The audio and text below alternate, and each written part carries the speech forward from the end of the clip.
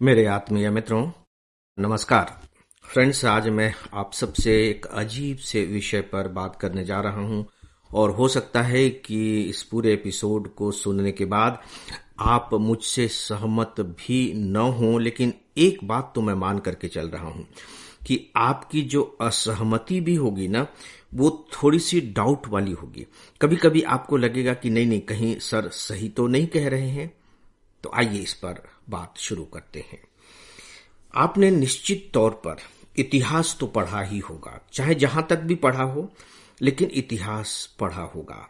जब आप इतिहास पढ़ते हैं तो उस दौर की थोड़ी सी अपनी अनुभूति को याद करने की कोशिश कीजिए कि इतिहास में जब आप किसी राजा महाराजा के बारे में पढ़ते थे, कला या संस्कृति से जुड़े हुए लोगों के बारे में पढ़ते थे, या किसी भी ऐसे व्यक्ति के बारे में पढ़ते थे जिनका नाम इतिहास में दर्ज हो गया है, तो आपको कैसा महसूस होता था?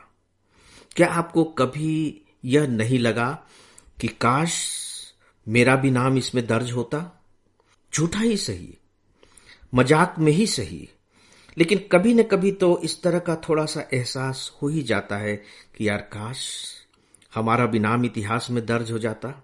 लेकिन सवाल ये उठता है कि इतिहास में नाम दर्ज होगा कैसे? इतिहास में नाम तो दर्ज तभी हो पाता है जब हम कोई ऐसा काम करें जो एक प्रकार से युग में याद करने लायक हो और आगे के समय भी याद रखा जाने लायक हो। और ऐसा काम कौन सा हो सकता है? जिससे समाज में एक सकारात्मक बदलाव आए, और वो जो बदलाव भी हो वो छोटा मोटा नहीं, बल्कि अच्छा खासा बदलाव आए। तभी हम इतिहास में दर्ज हो सकते हैं। ये तो एक बात हो गई। एक दूसरी बात भी होती है। दूसरी बात होती है कि जब हम इतिहास पढ़ते हैं, मेरे साथ तो ऐसा होता था, बहुत अच्छे अच्छे इतिहासकारों की जब मैं किताबें पढ़ता था तो मुझे लगता था कि यार काश मैं भी इतिहास पर कोई ऐसी ही किताब लिख पाता। लेकिन आप लिख कैसे पाएंगे? वो भी एक चुनौती है।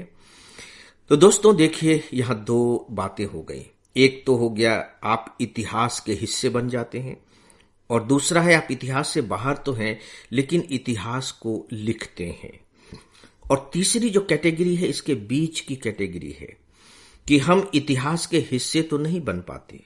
इतना कोई बड़ा काम हमने नहीं किया है कि हमें इतिहास का हिस्सा बना लिया जाए, और न ही हम इतने शोधपरक व्यक्ति हैं कि इतिहास लिख सकें।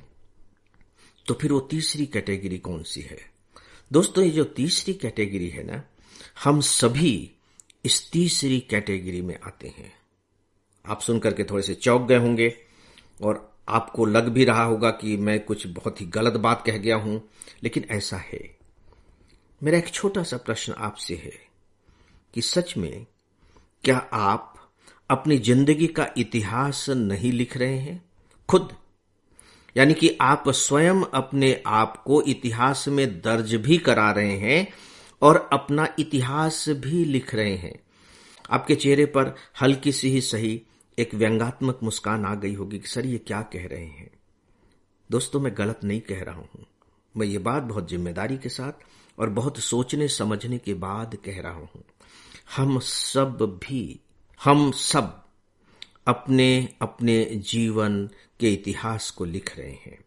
फर्क बस इतना ही है कि जो हम लिख रहे हैं वह कलम से न लिख करके अपने कामों से लिख रहे हैं।